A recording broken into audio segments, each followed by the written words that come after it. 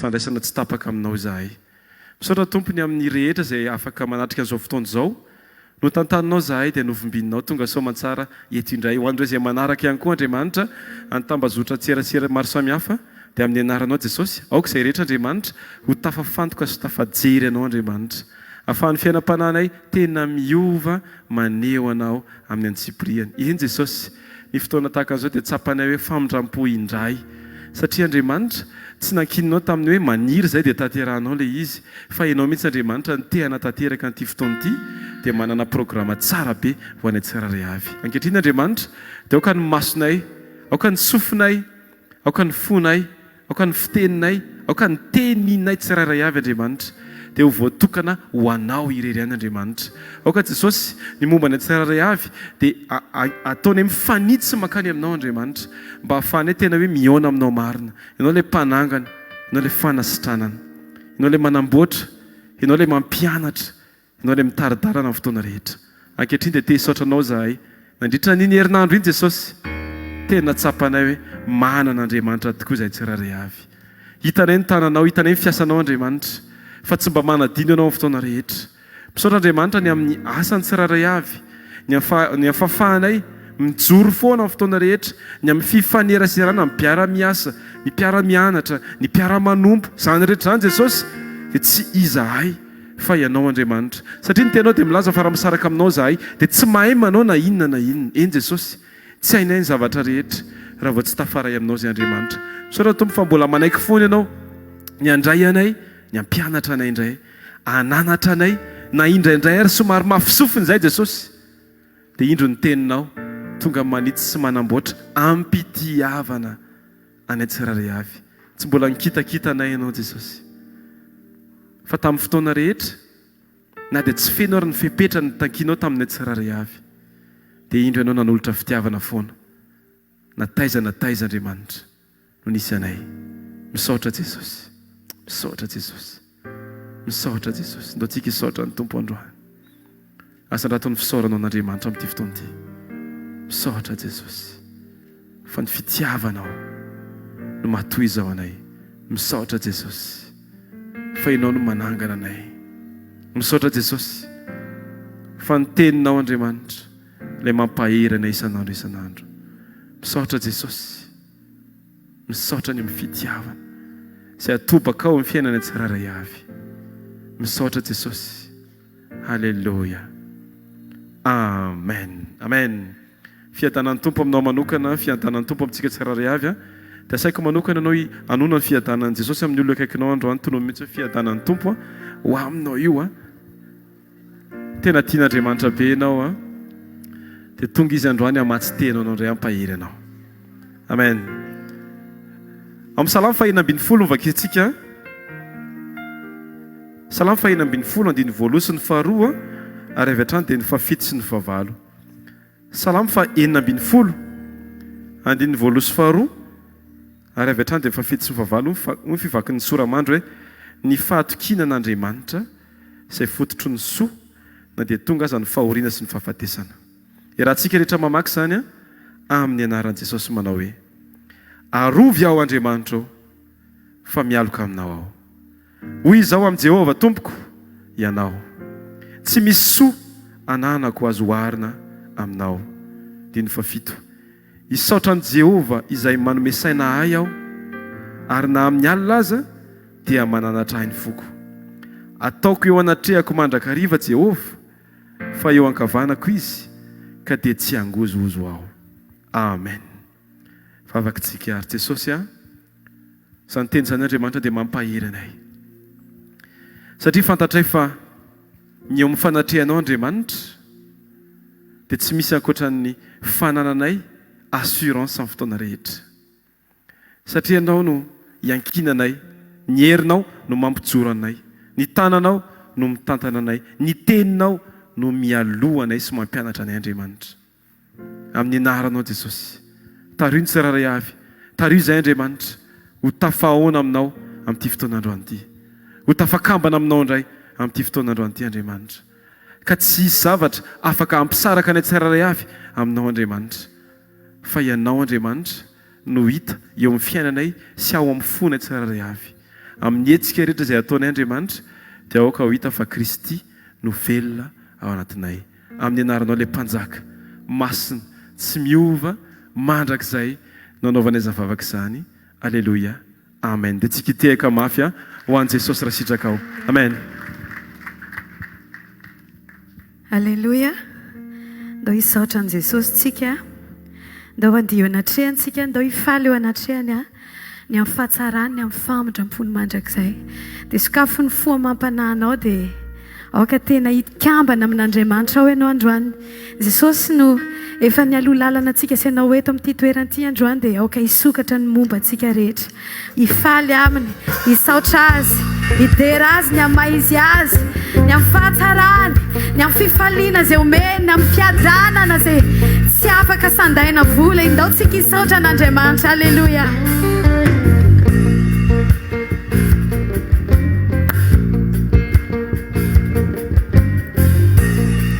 Aoka anaty fifaliana no irahantsika sy ianao an'izany. Azao ary. Misaorany Jehova rifanaiko zay rehetra ato anatiko. Misaorany anarany masina. Misaorany Jehova rifanaiko aza misy adinoinao ny vitahiny rehetra. Irao ihany. Misaorany Jehova rifanaiko zay rehetra ato anatiko. Misaorany anarany masina. Misaorany Jehova rifanaiko aza misy adinoinao ny vitahiny rehetra. Izay namela ny elokao. Izay mamela ny elokao rehetra.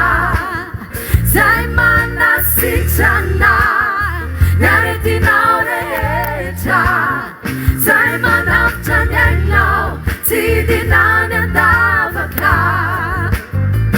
Zay manarona famindrampo sy fiantrana. Zay mamela ny elokao rehetra. Izay mamela ny elokao rehetra. Zay manasitrana ny aretinao rehetra. Zay manafitra ny ainao tsy dinany andavaka. Zay manarona famindrampo sy fiantrananao. Misaorany Jehova. Misaorany Jehova. Asandrato ny feonao dia irao. Zay rehetra donatiko. Misaorany anarany masina. Misaorany Jehova rifanaiko. Misaorany Jehova.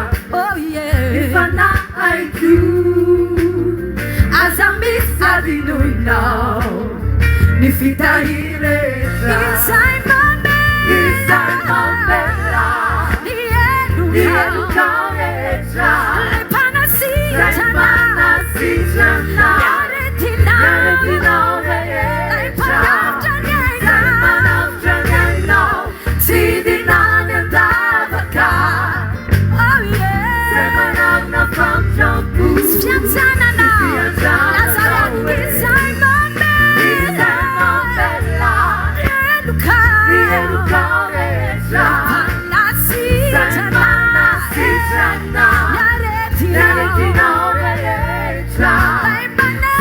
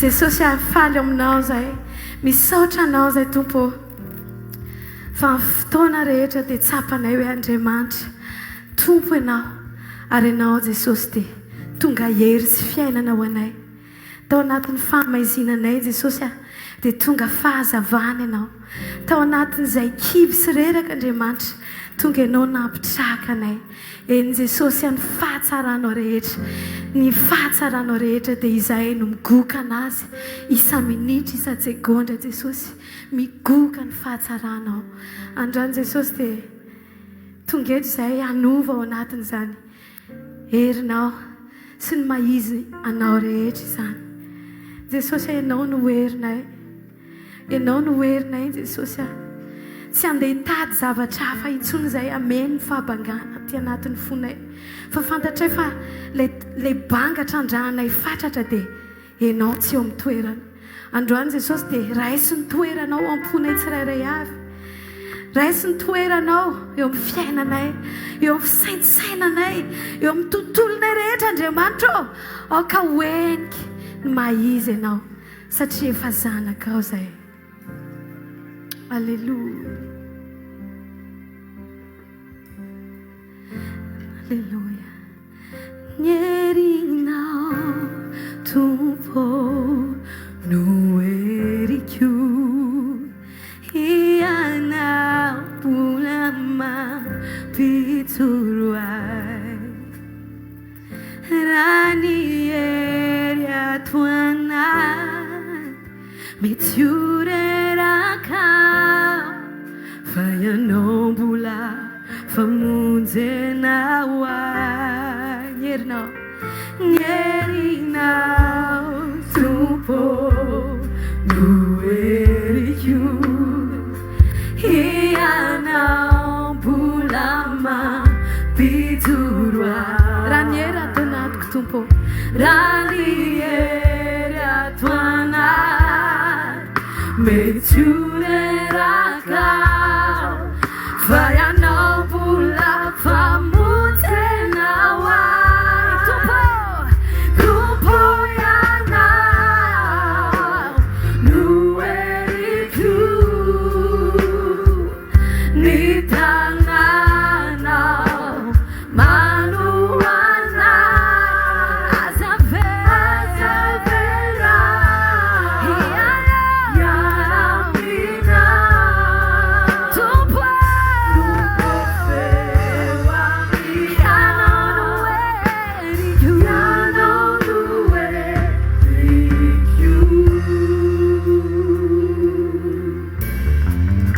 Nyerinao tumpo Nyerinao tumpo nuerikiu Ianao tishocho Numa piturua Rani eria tuana Tikuana Metureraka Fayanao La famutenawa Oh Nyerinao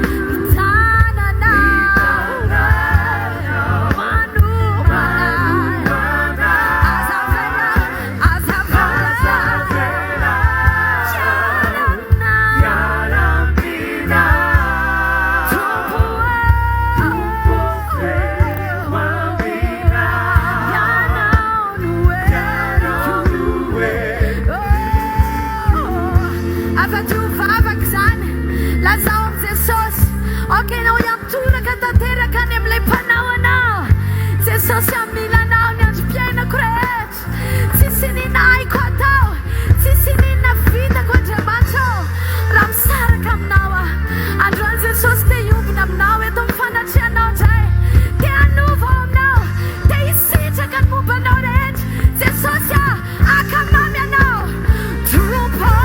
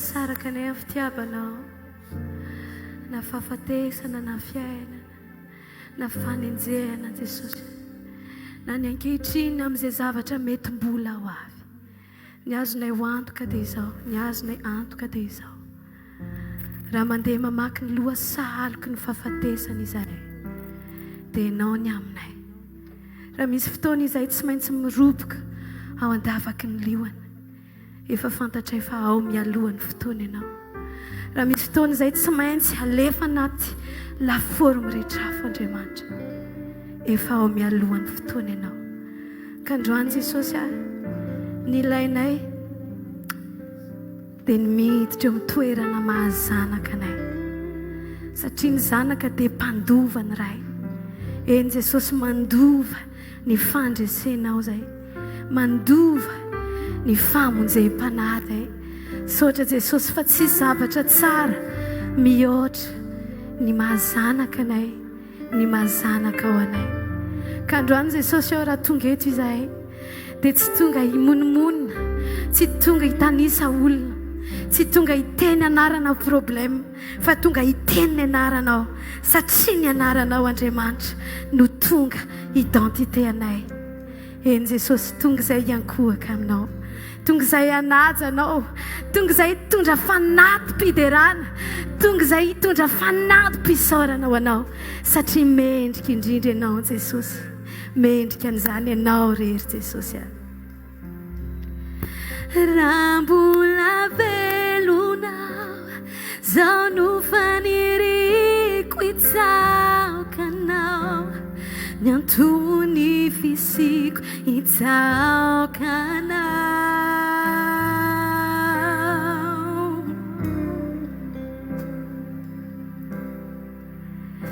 hitsaokanao amin'ny androko rehetra hitsaokanao anao tsisy fetra hitsaokanao raha mbola velona raha mbola velona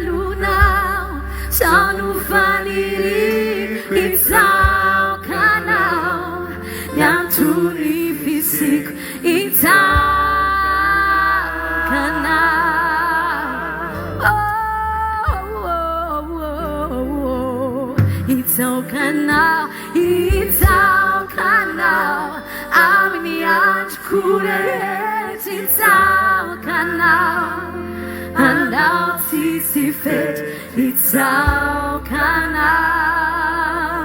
Natsanganao ho zanakao ao.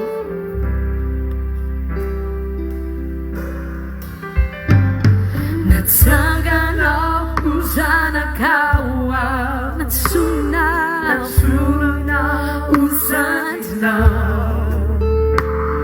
Fampona panotano efa nanolotrany ainao aianao. Inona nataoko Jesosy io, ino ilanao valiko anao e, tsy mbola nahita fitiavana lehibe toy izao.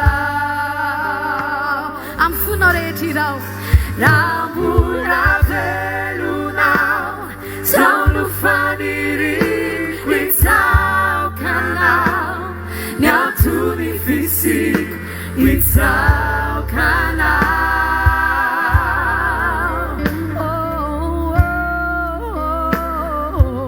Itsaokanao, itsaokanao, aminy androko rehetra itsaokanao, manao tsisy fety itsaokanao.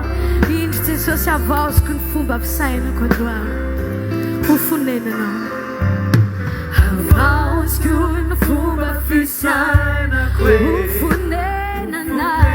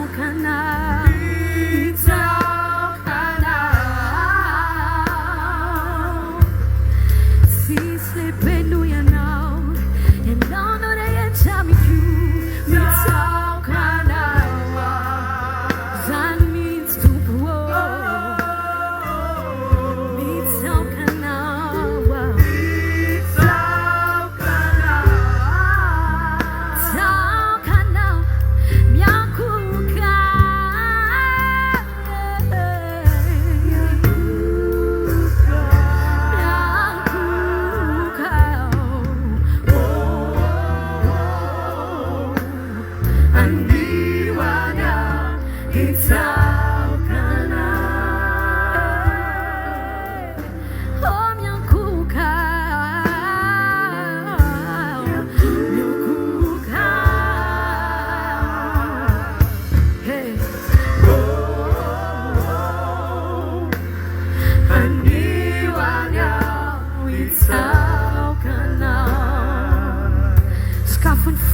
am'izao fotoana izao sakafo ny fonao am'izao fotoana izao dia avelao ny fanamasina meno anao androany ny fotoana tsy tsika foana no hitaky amin'Andriamanitra fa ndao tsika mba hanome indray atolory azy ny mombanao rehetra atolory azy ny fideranao atolory azy ny fiankofanao atolory azy ny tenanao rehetra tena hoe tsy andro fanentanana akory ianao fa ianao malala ao anatin'ny fonao fa misy toerana tian'Andriamanitra honenanao anatinao omeo azy zato isanjato androany omeo azy rehetra azy androany omeo azy ny fisainana lalina tsy misy mahita omeo azy ny fitepony fonao omeo azy rehetrarehetra azy ao anatinao Jesosy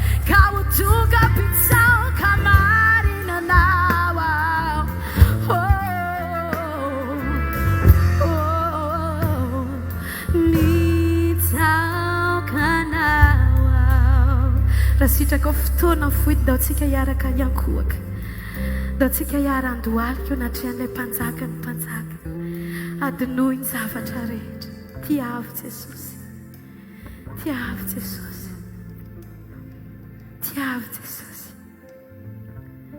Jesosy izao fiankofanay izao izao fandohalianay izao dia mety endrika hita maso ihany fa mariky ny fonay manaiky Jesosy manaiky anao sy ampifaly anao mifona aminao zay Jesosy raha manao manararoatra ny famindramponao indraindray Jesosy andreto izay Mpiankohoka mampanaiky ny fisainana rehetra mampanaiky ny fitepony fonay rehetra mba tena ho fonenanao marina zay Jesosy raha misy irina indrindra ety an-tany dia ianao Jesosy ary raha fanirina lalana anatin'ny fonay Jesosy dia ny atonga anao ho fiera nanangana anay ho zanakao ako ho Mpiankohoka marina izahay amin'ny fiteny ako ho Mpiankohoka marina izahay amin'ny fijoroanay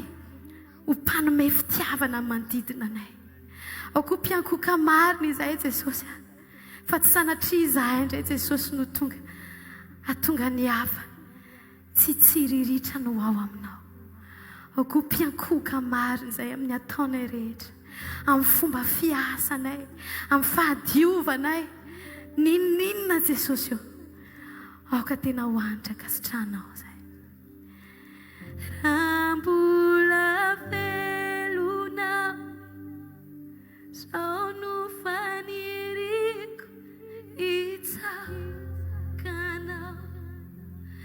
ny antony fisiko itsakanao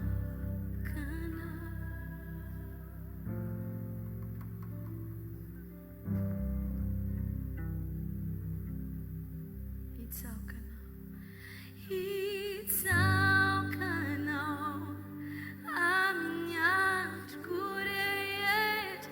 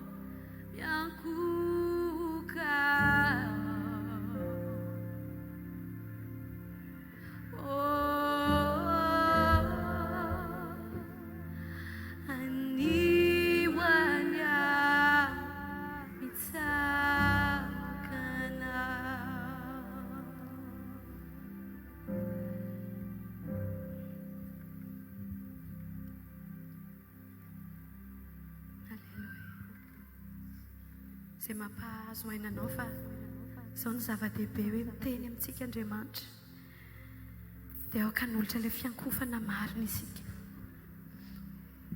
mitonifa zanak'Andriamanitra dao tsika hisisika ao amin'ny teniny ao amin'izay lazainy ao amin'izay sitrapony ho antsika aoka tsika tsy haka réconfort any amin'ny zavatra hafa ankoatrany ao amin'i Jesosy te hanangana anao vaovao ny rainao androany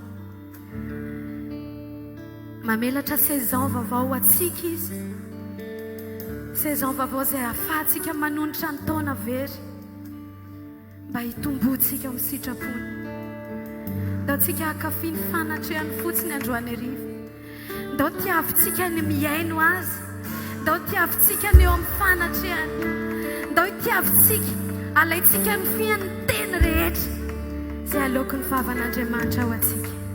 Amen.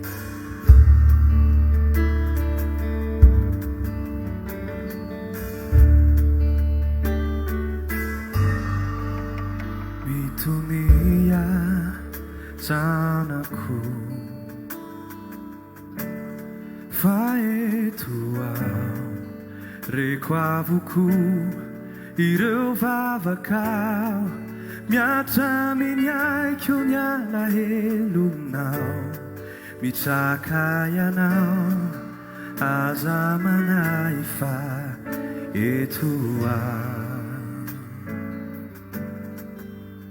matukia zanako fizao tiafu yanao etio fafako ni rano masunao tapakuzai tapanao tikulotianao indrindra zadinufa etuao ni zava-dehery tsy voatery afalyanao fa ni zava-dehery miara-miasa soanao aza manay fa etuao tsy avelako andeha irery anao mety tsy hoazonao zay hitondrako anao fa aza manay aza manay fa izao hitantananao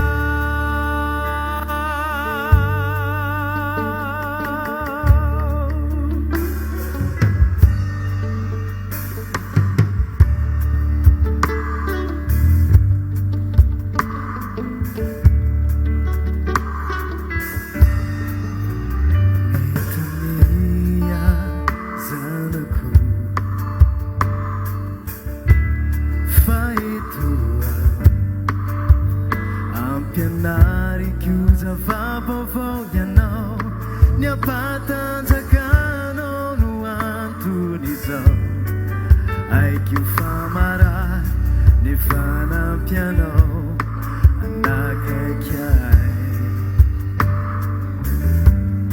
ni zava-dehery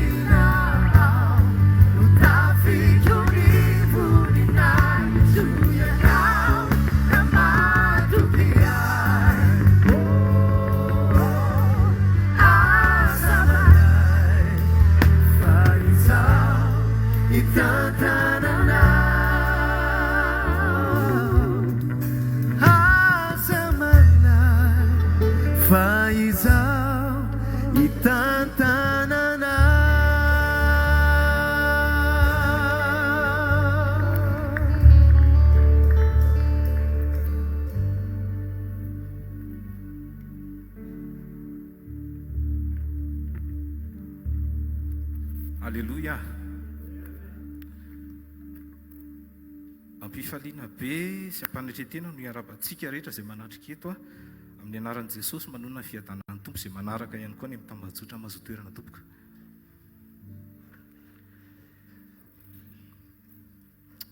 Alléluia. Anisan'ny nitehirizan'Andriamanitra ny soratra masina, satria nitehirizan'Andriamanitra ny soratra masina dia mba ahafahantsika mahafantatra an'ireo tantara samihafa izay niseho, tsy anganongano fa zavatra tena niseho, tantaran'ny zanak'olombelona, tantaran'ny zanak'Andriamanitra ihany koa. Dia ao anatin'ireo tantara ireo misy tantara tsara fa misy koa tantara ratsy. Misy tantara tsara mampahery be, tiana ho vakiana foana matetika, fa misy koa tantara ratsy izay mampianatra antsika zavatra maro na karazana mauvaise expérience izay tanterin'ny soratra masina. Matetika ireo tantara ratsy ireo raha jerena dia vokatry ny tsy fahaizan'ny olona mibanjina sy mifantoka ary miaino an'Andriamanitra. Ndao antsika hijery tantara vitsivitsy amin'ny soratra masina. Voalohany tantara ratsy voalohany, Adama sy Eva. Raha mamaky tsika amin'ny Genesis 3 manontolo dia mahita ny tantarany Adama sy Eva, ny fianjerany Adama sy Eva tao amin'ny sahany Edena. Na dia fenomen'Andriamanitra ny Adama sy Eva avokoa ary ny zavatra rehetra, zavatra anankiray fotsiny tsotra no nandidian'Andriamanitra azy mba tsy ho ataony dia indrisy fa mbola nataony ihany izany. Inona ny antony? Satria tsy nifantoka, tsy nibanjina ary tsy niaino an'Andriamanitra izy. Nahoana izy tsy nifantoka sy tsy niaino sy tsy nibanjina an'Andriamanitra? Mazava ho azy dia satria teo ny fanangoleny devoly sy ny menarana izay nampiasan'ny devoly mba hamitaka azy, izany hoe ilaza zavatra mifanohatra tamin'ny zavatra nilazain'Andriamanitra. Fa eo koa ny toe-pote isolatsolana, atsoka hoe curiosité malsaine teo amin'ny Adama sy Eva izay te hanandrana an'izay efa nandraran'Andriamanitra azy. Iny ny karazana tsy fifantohana sy tsy fibanjinana sy tsy fianonan'Andriamanitra voalohany eo amin'ny tantaran'ny zanak'olombelona. Ny tantara ratsy faharoa dia tsy lavitra fa eo akaikikaiky eo ihany i Kaina sy Abela, na ny marimarina kokoa i Kaina. Genesis 4:7-7 raha maka ny tantara manontolo tsika. I Kaina izay mpamboly, i Abela kosa dia mpiompy.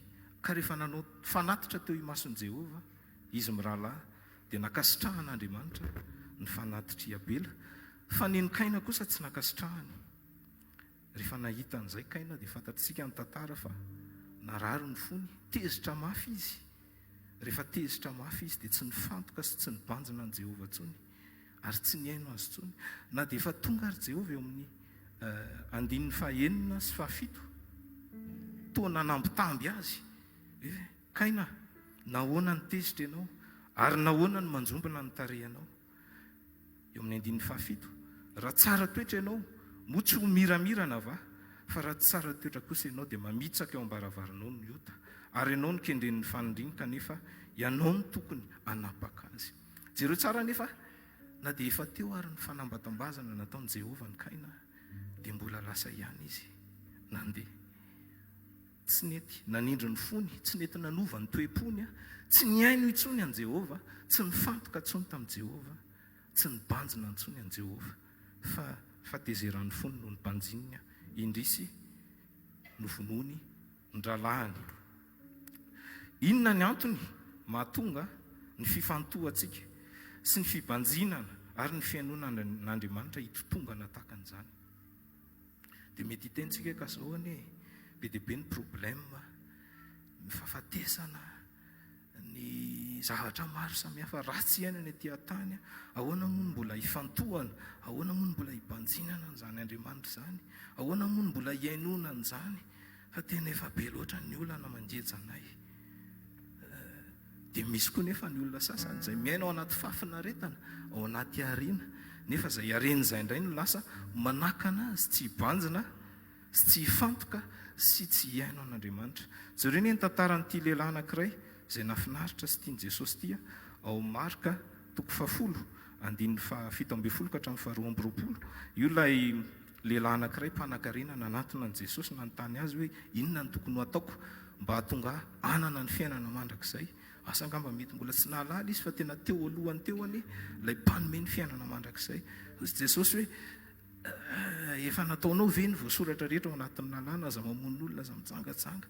Jesosy efa nataoko izany, hatry ny mbola fony kely dia efa nanatateraka an'izany. Jesosy misy zavatra anankiray mbola diso tamin'ity zavatra ray ity ianao, zao fotsiny mandana alaiviny arenanao dia midio ny fanananao rehetra omeo ny malahelo dia avy anaraka. Rehefa nainao an'izay ity lehilahy ity izay tena nanan-karena be dia nalahelo izy dia lasa izy nandeha indra izy. Tsy hoe Jesosy tsy tia ny arena fa ilay fifantohany fony tamin'ilay arenany teto an-tany mbola hitan' Jesosy hoe tsy nety, tsy ampy, tsy mbola mifantoka aty amiko izy ary mbola tsy tena te hifantoka aty amiko izy, tsy mbola tena te hibanjina izy ary andeha hiteny miainy ve izy. Niaino any izy fa tsy nanatateraka fa lasa izy nandeha ary nalahelo. Ataoko hoe raha ohatra fotsiny ka niteny izy eny ary fa andeha ho ataoko ilay izy mino fa mety hozy Jesosy taka nataon'i Jehova tamin'ny Abrahama hoe efa nanaiky ny fonao dia aza midy any aloha ny arena fa andao fotsiny anaraka fa hitako fa vonona ny fonao. Kanefa vetrany dia nandeha ty lehilahy ty tsy nanaraka, tsy niaino intsony ary tsy nibanjina intsony an' Jesosy. Inona ny antony tena mahatonga an'izany tsy fibanjinana izany sy tsy fifantohana amin'i Jesosy izany sy tsy fihainoana an' Jesosy izany? Ny antony dia satria tsy fisian'ny fitiavana an'Andriamanitra fotsiny. Raha ohatra ka tianao ny olona anankiray dia jerenao izy, banjininao eo foana izy. Raha tianao ny olona anankiray dia mba henonao izy rehefa miteny. Raha tianao ny olona anankiray dia mifantoka amin'ny maha izy azy ianao, mifantoka amin'ny fiainany sy zavatra ataony eny ianao. Fa rehefa tsy tianao ilay olona dia lasa ohatran'ny corvée, lasa ohatran'ny fikelezanaina mafy ny mifantoka aminy. Ny fitiavan'i Jesosy ihany latsapaka ao anatintsika no afaka mampitombo ny fifantohantsika amin'Andriamanitra, no afaka mampitombo ny fiainoantsika sy ny fanatanterahανtsika ny tenin'Andriamanitra. Misy tenin'Andriamanitra be dehibe momba ny fitiavana ao amin'ny soratra masina, be dehibe fa ny fanojo ty anankiray ty tamin'ny nambarany mpitarika ny fiankofana teo Romanina 9:5-7. Iza no asaraka antsika amin'ny fitiavan'i Kristy? Fahoriana va, sa fahantrana, sa fanenjehana, sa mosary, sa fitanjahana, sa loza, sa sabatra? Amen. Raha amintsika ny fitiavan'i Kristy, raha tena mitoetra dia mahavititsika mifantoka, mahavititsika mibanjina an'Andriamanitra, mahavititsika miaino sy manatanteraka ny sitrapon'Andriamanitra. Androany mety tonga eto ianao miaraka amina problème, mety tonga eto ianao miaraka amina arena, miaraka amina fifaliana ihany koa. Andao tsy ho avelantsika ho any amin'izany ny fotsika, fa andao tena ataontsika miraikitra amin'Andriamanitra, andaontsika hiara hibanjina an'Andriamanitra, dia andaontsika tena hiaraka hiaino an'Andriamanitra. Amen. Ny fitiavany ihany nefany no afaka hatateraka an'izany. Andaontsika hivavaka hitsangana ny voninahitra an'Andriamanitra. Jesosy manome voninahitra anao zay, misaotra anao zay Tompo noho ny teninao aloha izay narovanao, ahitana tantara tsara, ahitana tantara samihafa zay entinay mianatra Tompo. Dia rehefa tsy amin'ny fananao masina zay dia mahatakatra ny tianao ambara ao anatin'ny teninao Jesosy. Matetika izay mety tsy mibanjina anao, matetika izay manao ezaka ty anakaiky anao, ty hiaino anao, ty hifantoka aminao fa tsy mahavita, fa satria mety tsy ampy ny fitiavanao anatinay Jesosy. Androany mivavaka mba tena hiditra ao anatiko ny fitiavana ary hitombo ny fitiavana an' Jesosy atao anatiko. Jesosy ianao ny elolanana anay tamin'izany fitiavana izany. Ny teny taminay hoe tsy misy fitiavana lehibe noho izao dia manolotra ny ainy hamonjy ny sakaiza. Dia androany izay Jesosy tia hamaly an'izany fitiavanao izany, te hiteny izay androany tena tia anao koa izay. ary raha ohatra ka tena tady misy miraikitra anatin'ny fonay tsy ampitombo ny fitiavana anao dia nangataka anao zay fanamasina hiasa mahery atonga anay tena ho tia anao hitombo fitiavana anao isan'andro ny anaran'i Jesosy. Alleluia, amen. Zao tsika tiaka mafy ho an'i Jesosy sady andray ihany koa ny mpanompon'Andriamanitra. Alleluia, alleluia. Mafaly aloha no manolotra anareo pasteur atsika ny Côte d'Ivoire izy pasteur Vano no anarany. Alleluia. Anainga rapitso izy amaky vaky abakabaka andeha hoany dia mba tiako tsika nolotra kadô tsara ho azy androany amin'ny vavaka. Tsofo-rano izy tena ho fantsona tsara ho ampelantanan'Andriamanitra akasika fon'olona sy fiainan'olona maro anova an'izay reto reradreran-kanina reraky ny filazantsara tsy izy na mandeha any amin'izay lalina tsy tokony ho alehany reny ondro very be dia be reny ho arato ngeza be mivelatra ny ratony atonga ny olona marobe ho resy lahatra amin'ny fisiny any hainjero ny tanantsika itsotrano azysika. Ray masina mianaran'i Jesosy mitsotrano an'izao mpanomponao zao zay Andriamanitra mba ho fantsona sy fitaovana tsara ho ampelantananao izy any amin'izay toeram-panirahanao sy joroany ho fantsony ho ampelantananao teo ka mivoninahitra ao izy seho ianao nametraka ny teny eo ambavany ary no le tompony asa ny miantoka mivokatra araka ny teninao hoe tsy anareo no mifidy za no mifidy anareo ka nanindry anareo mba andesy amo areta ny vokatrareo ary omeny ray nareo zay ny an-danitra anareo zay angatanareo amin'ny anarako na inona vavak'Andriamanitra tanteraka sy aefa be izy amin'izany fanompony zany ary tsisy asany maizina asakina ny programanao tsy ho tanteraka eo amin'ny fiainam-panendrena ho azy amin'izany lalana zany ho voninahitra ao. Tsofoko rano ho tanteraka izany amin'ny anaran'i Jesosy Kristy avy any Nazareta. Amen. Ataontsika ity an-tanana mafy be ao antoy. Fiandanana pasteur. Tahi Jesosy to. Alleluia. Mamotsika ity an-tanana mafy be ao antompo hoe. Tiako ho fantatrao fa tianao Jesosy. Alohan'ny hipetrahana misy zavatra kely oza raiky fotsiny alohan'ny toerana. Be dia be ny manontany hoe sarotra be ny zavatra zarain'ny pasteur indraindray. Misy fotoana mitady tsy azo mihitsy le izy. Dia indraindray ohatra ny ahoana iza ny hatanteraka an'izany teny izany. Ahoana ny fomba iainana an'izany. Dia izao no tiako lazaina aminao asa vely izany ny tonga anao hiembotra tsy ho tonga eto amin'ny fanatrehan'Andriamanitra ndray tenin'Andriamanitra. Baiboly dia miteny fa ny teny izay nalaoko ny vavako izy dia tsy verina ny amiko foana raha tsy natanteraka izay sitrako sy ambinina amin'izay nampandehanako azy. Fanaorana kely anankiray mahafinaritra noentiko amintsika mialohan'ny teny androany. Avy any ilay tovolahy anankiray dia niteny tamin'ny dadany tsisy azoko mihitsy nitory-tenin'ny dadana kely azy.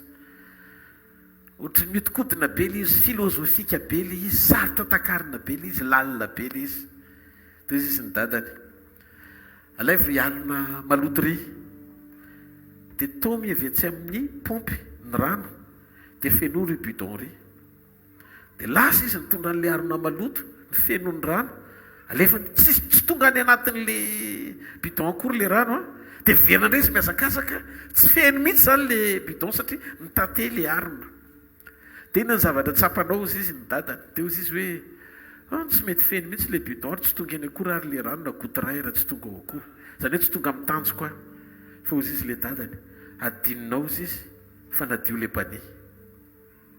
Ny asan'le rano ianao ny hevitra famenoana bidon fa ny asan'le rano na tsy takatry ny sainao azy nadio le arona.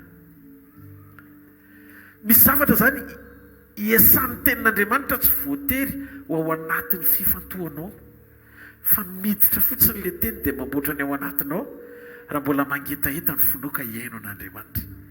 Tia-pahery ianao azakivy fa miasa Andriamanitra.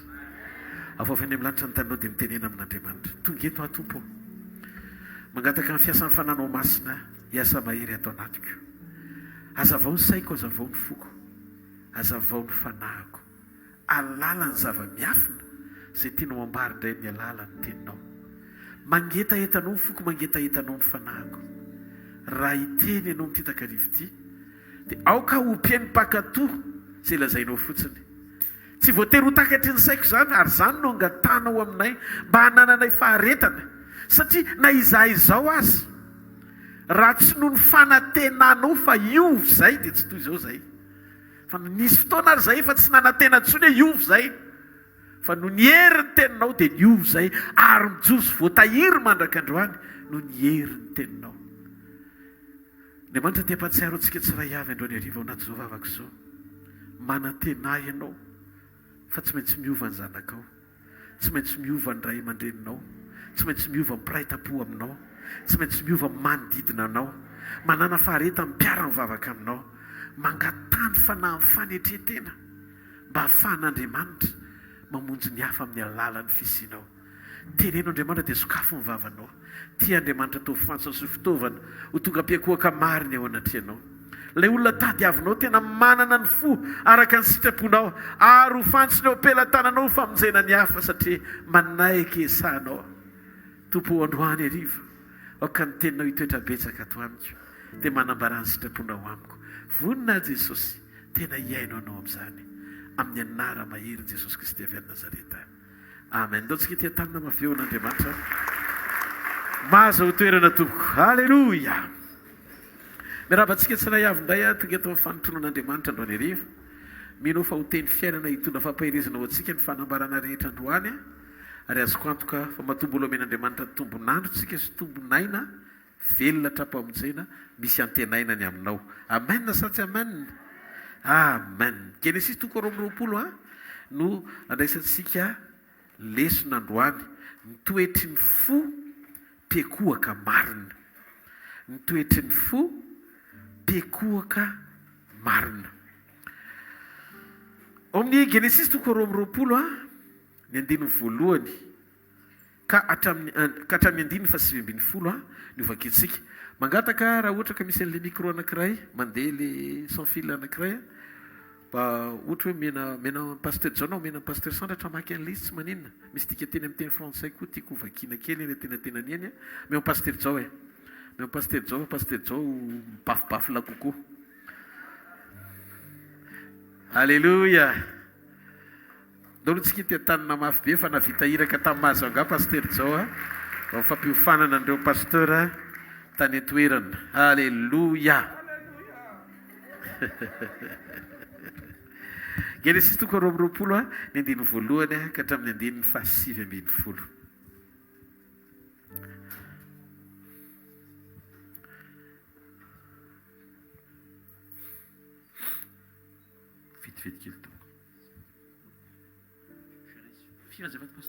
Genesis 2:20 ny andininy voalohany ka hatramin'ny andininy fa 7:20. Somary lavalava kely izy fa ovakitsika ray manontolo. Au nom de Jésus. Atao amin'ny teny frantsay? Atao amin'ny teny gasy aloha. Amin'ny anaran'i Jesosy. Ary rehefa afaka izany zavatra izany dia nizan'Andriamanitra toetry Abrahama. Ka hoy Andriamanitra taminy, ry Abrahama, ary hoy izy, intia.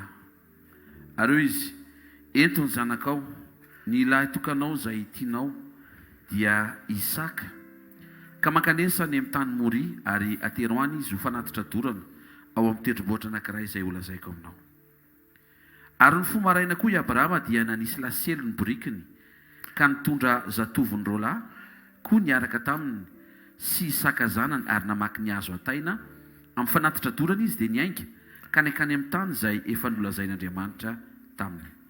Noho tamin'ny andro fahatelo i Abrahama dia nanompo ny masony ka nahatazana ny tany tery lavitra ery. Ary io Abrahama tamin'ny zatoviny, mijanona eto amin'ny borikina nareo fa zasy ny zazalahy andeha akery. Hivavaka izay dia hiverina eto aminareo indray. Dia nalainy Abrahama ny azo ataina amin'ny fanatitra dorana ka natataony any Isaka zanany, fa izy kosa nitondra ny afo sy ny antsy teny tanany ary dia niarana andeha izy mianaka. Ary Isaka niteny tamin'ny Abrahama raiky nanao hoe rikako eo, dia hoy izy intia ho anaka. Ary hoy izy, indreto ny afo sy ny kitay fa aiza kosa izay andro izay ondry atao fanatitra dorana. Fa hoy Abrahama, anaka, Andriamanitra no ahita izay ondry atao fanatitra dorana dia niarana andeha izy mianaka.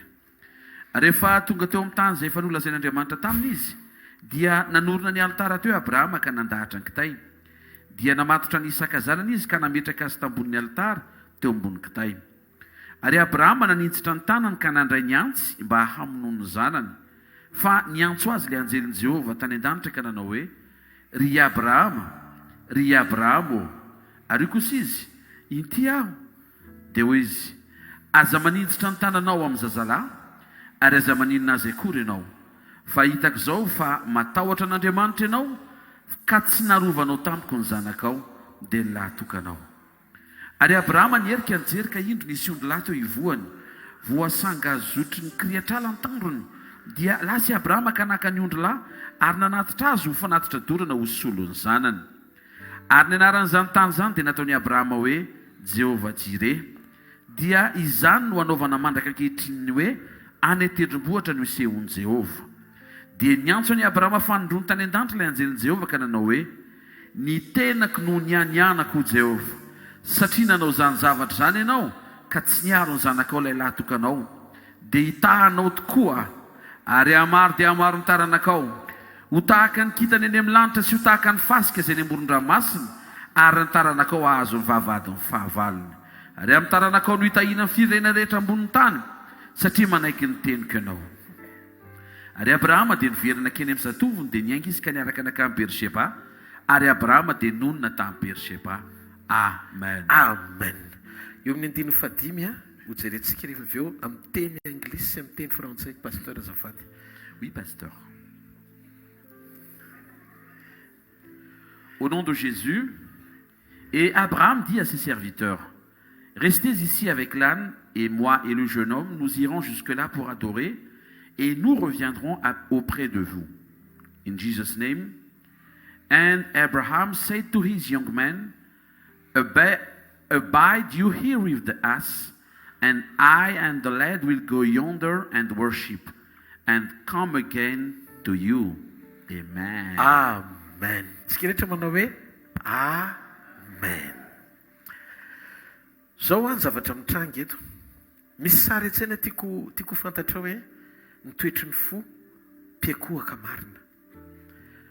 Abrahama nitondra ny zanany lahy tokana tsy niera tamin'ny reniny, kanefa zanaky ny fahanterana izy mivady Isaka. Maninona no manontany hoe tsy niera tamin'ny reniny?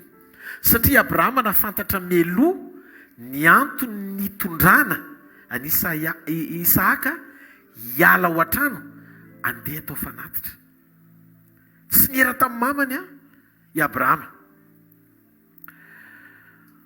Tena sarobidy loatra ao anatin'ny fiainam-pianakaviana izany hoe fisiana lahy tokana azonao tamin'ny fahanterana izany. Raha ny tantarany jerena dia efa nandrasana ela vao azo ity zazalahy ity.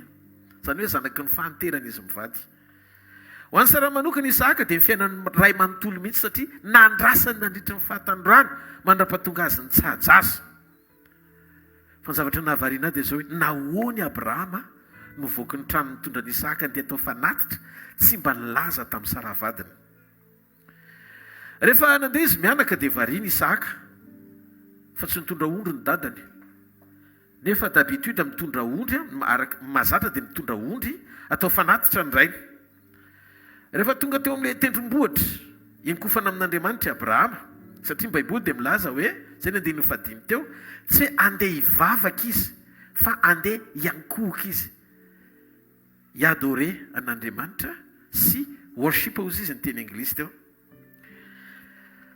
Andriamanitra raha niresaka tamin'ny Abrahama tsy niteny taminy eo mandehana etsy amin'ny tsy tendrombohitra ity dia mivavaha eo nareo mianaka.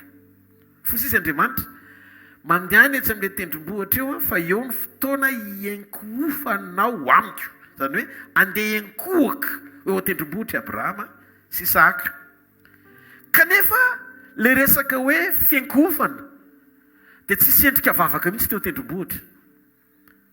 Jereo manomboka tamin'ny toko faharoa amby roapolo manomboka amin'ny 19 ka hatramin'ny 19. Tsy nisy mihitsy hoe hiara hivavaka isika mianaka. Fa zavatra nitranga teo amin'io tendrombohitra eo izay nilazaina fa andeha hiankohoka amin'Andriamanitra i Abrahama. Dia izao Isaka nentiny ho atao fanatitra ho an'Andriamanitra. Dia io ty famarinana anankiray ty. Tiako marihana aloha mialohan'ny zavatra rehetra fa nanomboka tany amin'ny Genesis toko voalohany, vaky tsara ny Baiboly. Mandra-pahatonga eo amin'ny Genesis toko 4:20 vao nanomboka nambara ny mikasika an'izany atao hoe fekofana izany. Tsisy resaka fekofana mihitsy ny Baiboly manomboka any amin'ny Genesis toko voalohany. Fa mandra-pahatonga eo amin'ny Genesis toko 4:20 ny 5:5 io vao nisoratana voalohany ny atao hoe fekofana na adoration na koa worship. Inona ny antony? Tsy nampiasainy io teny io tany aloha satria ny definition na ny famaritana ny atao hoe fekofana dia amin'ny fotoana nanomboana azy voalohany mihitsy. Teo zany vao nanomboka tonga ny atao hoe fiankofana marina. Eto Andriamanitra dia te hanome antsika marina ny famaritana ny atao hoe adoration na fiankofana. Tena ampiantsika zany Abrahama androany azo tsara ny atao hoe fiankofana. Hoy izy Abrahama hoe rehefa andeha kohaka ianao ka tianao isaina ho isan'ny fiankofana marina ny fiankofanao dia mila miomana ianao andeha ho faty. Mila miomana ianao andeha ho faty. Ny fiankofana tsy nahafaty ianao dia tsy mbola tena fiankofana. Eto anie ny famonoana Isahaka le panehoana hita maso ny fandresen-dahatra Abrahama. Ary ny tanjo ny fanoloran'ny Isahaka dia famonoana ny fihetsem-pon'ny Abrahama nametraka zavatra tiana ho ambony sy mihoatra no Andriamanitra. Enolo izy. Mety tena tiany Isahaka, tiany loatra Isahaka, zanaky ny fahanterany Isahaka, zanaky ny teny fikasana Isahaka, no andrianiny tao an-tokantranony Isahaka. Zara rano sy ny tompoiny tao. Fozy izy Andriamanitra, le tianao mihitsy ho eto atao fanatitra. Ny hoe Mpiankohoka marina dia manaiky ho faty, amono an'izy. Ao amin'ny fiankofana ianao, amono izay tianao. Amono izay tianao. Ilo toe-po mametraka an'Andriamanitra ho ambony no izay tianao indrindra. Ny tena fiankofana marina zany dia tanteraka eo amin'ny fotoana hijoroanao anehoana ny fitiavanao an'Andriamanitra ho ambony sy mihoatra lavitra noho ny zavatra rehetra tena izay tokoa ny ao anatinao. Ndiky ho fahafoizana ny zavatra sarobidy na olona io na inona ka naka ny toeran'Andriamanitra tao anatinao sy eo amin'ny fiainanao. Zany ny tena fiankofana marina. Ny fiankofana tsy hira, ny fiankofana tsy fiderana, fiankofana tsy mozika, fiankofana tsy tehaka, fiankofana tsy horakoraka, fiankofana tsy ranomaso, fiankofana tsy vavaka. Jereo ny tantara ao amin'ny Genesis toko 2:20 fa tsy nivavaka akory zareo tonga teo tendrombohitra, teo tapitendrombohitra, tsisy vavaka teo.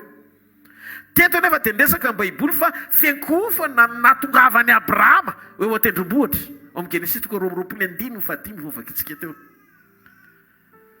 Teteny aminao andro any ariva raha eto ianao mbola tsy nahavita namono ny zavatra tianao no Andriamanitra sy ho azy dia mbola tsy mpiankohoka marina ianao. Aza mampikambana ny fiankofana amin'ny hira sy mozika ary vavaka sika. Ireny tsy fiankofana fa fanehoana ivelany ny realite sy fahamarinana ao anatintsika, maneho ny fifandraisana ara-pandresen-dahatra ampo sy fitiavana misy eo amintsika sy Andriamanitra. Rehefa mihiry tsika dia maneho fiankofana, maneho fiankofana fotsiny. Taka izany koa ny tehaka mivavaka, ny hika. Jenareo Davida amam-piankohoka marina azy, adino ny fiandrianany, ny esorony, ny akanjony teo anatrehan'ny mpanjaka, teo anatrehan'ny vahoaka. dia niteny Mikala hoe indray adala mpanjaka manary lamby eo amason'ny vahoaka fa tsy fanaon'olona zao. Fosy izy Davida hoe eo amasonareo mpanjaka fa eo amason'Andriamanitra vahoaka. Nesorony ny fiankofana marina dia marim-panehompany entreteny eo anatrehan'Andriamanitra tsy terena fa mandeha ho azy satria vokatry ny fandresendahatra ao anaty manatrika an'Andriamanitra amin'ny fanomezam-boninahitra azy olona mendrika dia raina sy ekena indrindra eo amin'ny fiainana tsy maharety ao an'Andriamanitra. Izy no ekena indrindra. Rehefa tena manan-ken'Andriamanitra ianao anatin'ny fonao dia anan-danja eo imason'Andriamanitra. Valereo ny fiankofanao. Tonga dia omen'Andriamanitra lanja ho azy.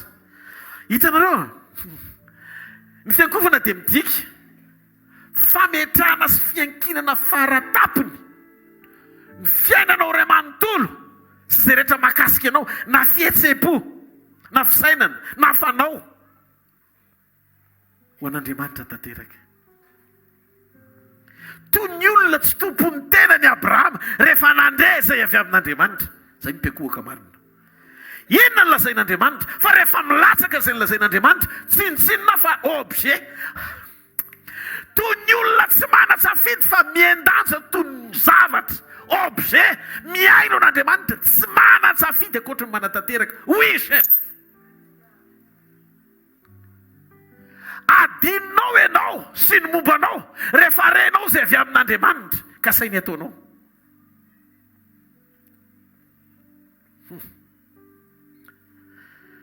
Rehefa miry isika dia maneho fiankofana tahaka izany koa ny tehaka, vavaka, ny iky. Ny tena fiankofana marina izany dia toe-po tena tapa-kevitra ny hamono zavatra sarobidy izay mbola mety mibana ao anatinao ka mitoetra ho ambony no Andriamanitra eo amin'ny fiainanao. Izany hoe maka ny toeran'Andriamanitra. Misy zavatra maka ny toeran'Andriamanitra indraindray. Mety miteny ianao hoe normal kosa isaka anie zanany. Fa rehefa tianao mihoatra no Andriamanitra ny zanakao dia tsy mpiankohoka marina ianao. Ianao ity famarinana ity. Inona ny zavatra tianao mbola maka ny toeran'Andriamanitra ao anatinao. Mety tenenan'Andriamanitra anao ilay izy fa tsy rarahinao satria mbola mibahana ny toerana misy azy ao anatinao noho izay toerana tokony hisy an'Andriamanitra eo amin'ny fiainanao. Inona ilay izy? Fa izay tsy mahafeno mifepetra mampiankohoka marina anao. Io zany ny tena fiankofana marina. Dia tsika hijery omle 5:5 teo. Abrahama tsy nitondra amin'ny mpanompo ny vavaka. Resane vakeo ny Genesis 2:25. Zao voasoratra amin'ny anaran'i Jesosy. Ary Abrahama tamin'ny zatoviny, mijanony eto amin'ity boriky ity ianareo, fa za sy ny zazalahy andeha akery ary vavaka izay dia heverina eto aminareo indray. I Abrahama tsy nitondra ny mpanompo ny andeha hiakatra ho atendrombohitra. Fa maninona i Abrahama tsy nitondra n'ilay mpanompo? Mafantatrareo? Tsisy naniraka ny Abrahama hoe io ondro misaringotra ny tandrony nataovy fanatitra. Fa tonga dia niraisiny ilay ondry nataony fanatitra, voatsitany, voatsinekeny fa nilaviny Isaka. Noho izany, sura fa raha nisy mpanompo anankiray niakatra tany dia ilay mpanompo nalainy rehefa tsisy ondro teo fa nilibereny Isaka.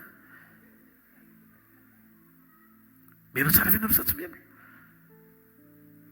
Izany hoe niezaky Abrahama niazona fifantohana ho ao amin'ny volonté n'Andriamanitra. Fa tsy nanampy izy izay tsy tokony ho ampiana hiaraka aminy ao atendrombohitra ka hampiherikerika azy. Mpiankohoka marina tsy mitady excuse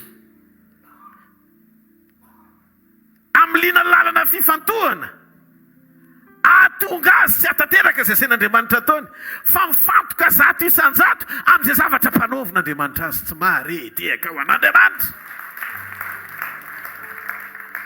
Tsy nitondra mpanompo niakatra izy. Sara navelany any an-trano, ny mpanompo teo ambany tendrombohitra. Fa maninona? Napetraka Sara satria raha niera tamin'ny Sara izy tsy navela mivoaka ny zanany, fa naleo ny ara hoe zaho atolotro fanatitra. Nefa tsy izy no nolain'Andriamanitra fa Isaka no nolazain'Andriamanitra. io problema be dehibe. Ny Mpiankohoka marina rehefa ianao mandre feo avy amin'Andriamanitra, aza mody confirmena amin'ny eo akaikinao rehefa tsy resy lahatra ianao. Lasa aloha era-vadika. Misy feo amangin'Andriamanitra antsika indraindray hoe zao atao. Dia rehefa tsy resy lahatra ianao, naresany sao dia miady etresy raha matoa. Fa zao tsisy risika io rehefa ten'Andriamanitra no miresaka aminao. Tsy marety eka ao an'Andriamanitra. Ny mpanompo indray tsy noentiny niakatra niaraka taminy, satria raha toka nentiny ireo dia mety novay no fanatitra rehefa tonga tao tendrombohitra. Zay ilay lazaiko teo. Noho izany tsy ny rehetra ny natao hiakatra eo tendrombohitra. Tsy ny rehetra.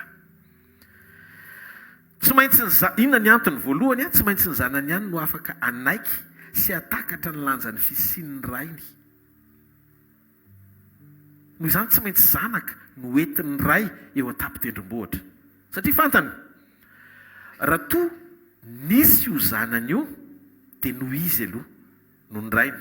Ary teo amin'ny lalànan'ny Jiosy sy ny Hebreo ny ray dia manam-pahefana, izay mihitsy ny lalàna. Satria antom-pisian'ny zanaka ny ray dia manam-pahefana hamono ny zanany. Lalàna Jiosy mametraka an'izany. Ka vitany Abrahama namono ny fihetsem-pony, nofony, fa nanaiky ny feon'Andriamanitra hitondra an'io zanany izay tiany io ho atolotro fanatitra arak'izay nampanaovin'Andriamanitra azy. Za teteny amintsika fa mbola maro ny fanoloran-tena Sara. Tsy azo ampandrenesana akory rehefa nolotra Isaka Abrahama. Mbola be dia be ny Sara taraiky. Misy koa miaraka aminao, mety afaka andeha ny an-dalana izy azaka n'izay fitondran'Andriamanitra anao. Fa tsy azo entina miakatra miara mandeha aminao tendrombohitra intsony, satria mifarana hatreo ambody tendrombohitra ny fanoloran-tenany, eo mifatra amin'ny fahazakana. Fa misy ilay iray tena mety hiaraka aminao hatreo tapin-tendrombohitra, Isaka no anarany. Manaiky izy no atolotry ny ray no fanatitra teo ambony alitara ho an'Andriamanitra, satria mahatakatra izy ny antom-pisian'ny fiainany. Mahavariana rehefa andeha hamono ny zanany Abrahama no fanatitra dia nisakanan'Andriamanitra ara-potoana. Oaka! Amin'ny 110 ka hatramin'ny 120. Aza manintsy tsy nitananao amin'zaza. Fa zao vao hitako tokoa fa tian'Andriamanitra ianao. Izany hoe fanoloran-tena mampatahotra an'Andriamanitra, satria ny tao am-pony Abrahama, hozy izy Abrahama, efa nomen'Andriamanitra teny fikasana hoe milohan'ny fotoana nandidiny azy ho atolotra. Noho izany, zao ny zavatra azoko antoka, Andriamanitra amin'izany toetrany foko fotsiny vitako ve mamono azy fa rehefa vy izay tsangan'Andriamanitra natonga navenina azy. Dia ny Romanina ny teny, izy hozy izy natoky an'Andriamanitra, izay ilay finoany, ho miantsony tsy misy, ho tonga misy. Izany hoe Abrahama izany mbola nahatoky fa tao amin'ny bokin'ny Genesis, vovoka ny aingan'ny olona dia nasiany fofinaina dia tonga olombelona. Dia eritreretiny hoe fomba fisainan'ny Abrahama ao anaty fatikiny talohan'ny fotoana nanolorony an'i Isaka sy nanekeny hanindronantsy azy atao fanatitra rehefa izay nitadiavin'Andriamanitra. Izany hoe ilay tompon'ny fiainana no mitaky fiainana. Noho izany rehefa hoentin'ny tompon'ny fiainana amin'ny fiainana dia vonona akahatsy dia izaho i Abrahama mihitsiny no hamono ny zanako ho atolotro an'Andriamanitra. Fa rehefa avy eo io, za sura fa ho atsangany. Asa nazy nareo ilay izy. Izay voalaza amin'ny bokin'ny Romanina. Rehefa azon'Andriamanitra antoka ny ao anatin'ny fonao, Andriamanitra tsy tena te hijery loatra hoe inona ny action na ny hetsika ataonao. Fa Andriamanitra izy mijery ny toetranao, mpamaro toetra izy. Mijery fotsiny izy ny toe-ponao hoe ianao ve mety? Sa ianao tsy mety? Fa vonety Abrahama. Hitan'Andriamanitra rehefa tia azy izy, ary Mpiankohoka marina, dia inona ozy ianao ny zavatra hitany rehefa nierika izy. Nahita ondry-lahy izy amin'ny 170. Voasaringotry ny hazo ny tandrony. Izany hoe nataon'Andriamanitra ho mora raisina, tsy fampitolomana ilay fanatitra solon'ny Isaka. Izy efa antoka ny fomba ny endren'ny ondry-lahy be iny.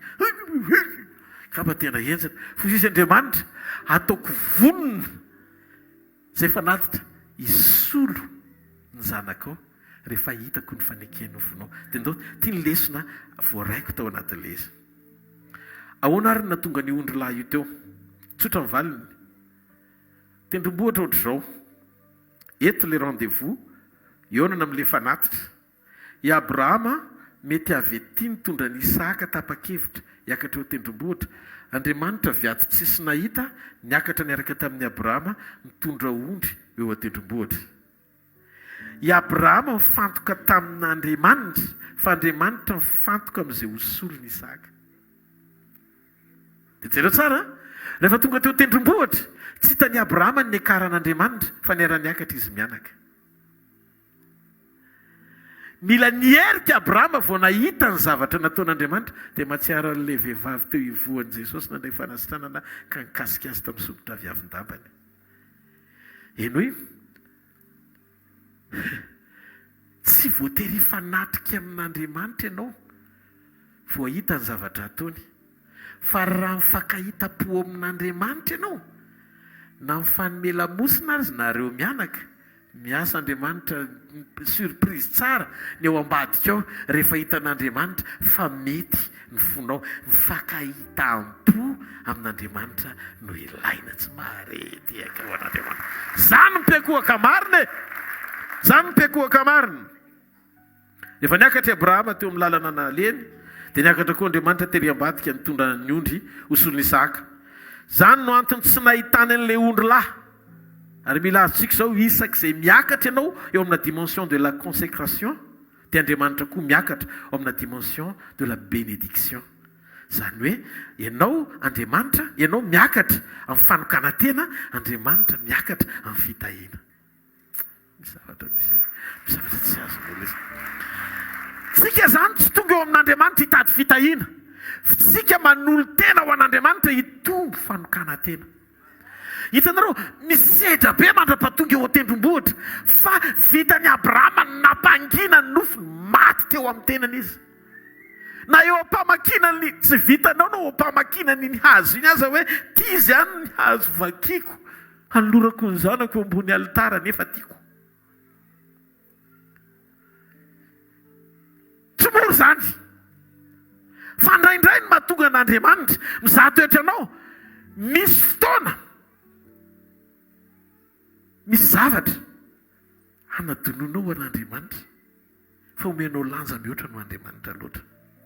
Dia ozy Andriamanitra hotsoko ny kajinao satria tsy ny fahombiazanao hita maso ny mahamaika hafa amin'ny fiovam-ponao ho tonga mpiankohoka marina aloha.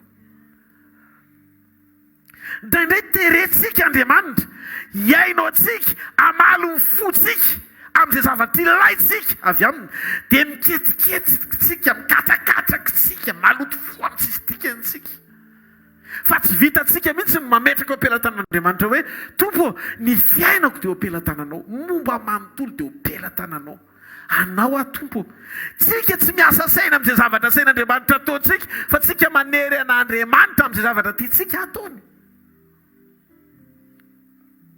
Niakatra Abrahama voazatoetra ny fony tsy niova teny an-dalana amin'ny fanapahan-keviny tonga teo tendrombohitra izy mianaka eo tendrombohitra tsy misy afa-tsy ny ray sy ny zanany ihany no mazaka eo am-piakofany eo satria ireo ny ilaina. Andriamanitra zany tsy mampiditra olona tsy ilaina eo an-tendrombohitra fa zay tsy ilaina na ny ambany tendrombohitra na avelany an-trano.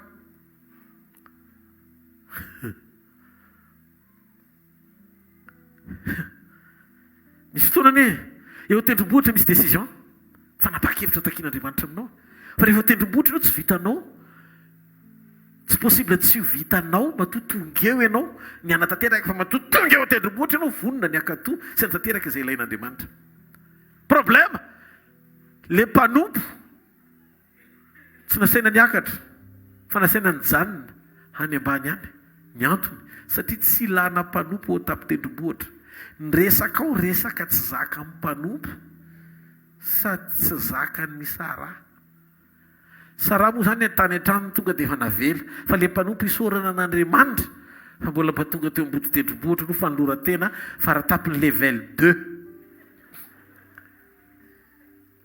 Mba fantatrao moa zanaka ny fiantsoan'Andriamanitra anao.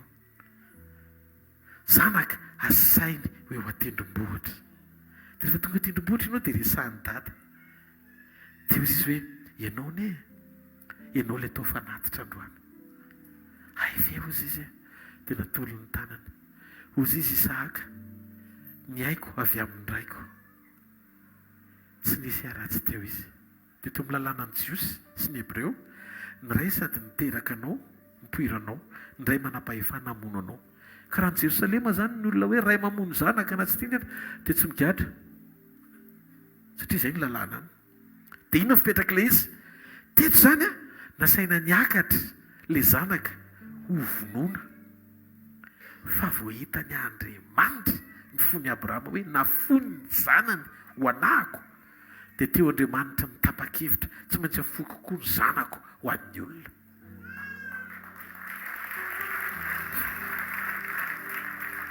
Ny olona Mpiankohoka marina ihany no afaka nomelesona n'Andriamanitra. Pastera, misy olona sa manomelesona n'Andriamanitra ve? Andriamanitra marina fa Andriamanitra ny fanetretena izy. Te hita takalo-po eraha miasa Andriamanitra. Takalo-po eraha miasa. Takalo toetra ny tadiavin'Andriamanitra. Fa vohitan'Andriamanitra hoe présentant amin'ny Abrahama tena descendant ny Abrahama Jesosy.